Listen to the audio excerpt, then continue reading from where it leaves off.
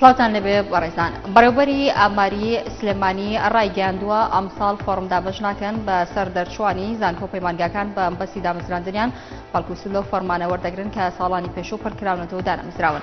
محمود عوسمان ڕاشیگاندووە وەزارەتی پەروەردە داوای لێکردن پەلە بکەن لە دامەزراندنی مامۆستایان بۆیە لە ئێستادا سەرقاڵی ئەوەن میلاکاتی پەروەردەکان وەربگرن بەبێ ئەوەی ئاماژە بە ژمارەی ئەو میلاکاتانە بکەن کە وەزارەتی پەروەردە داوای کردوون.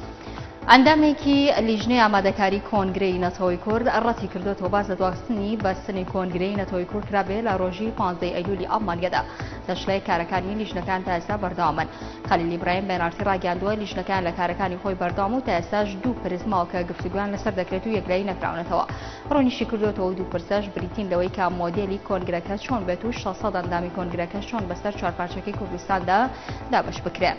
دۆڕی میدیای ڕووداوی سەر بە پارتی دیموکراتی کوردستان وەڵامی دەستگا میدیاکانی پارتی کرێکارانی کوردستان پاکەکەیدایە و هاوکاتی شڕەتی دەکاتەوە با پارەی دەستگای هەواڵگری تورکیا مید بەڕێوە ببرێت بۆ دژایەتکردنی پاکەکە و پێدا.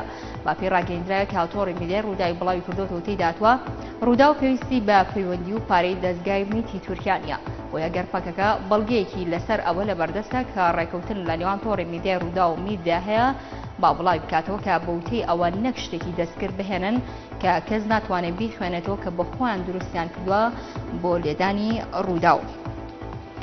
لەتیف مستەفا سەرۆکی فراکسیۆنی گۆڕان لە پەرلەمانی عێراق ڕەتی کردوێتەوە هەموو بڕگەکانی مادەی 23 تایبەت بەڵبژاردننی کەرکووک هەڵەشا بێتەوە.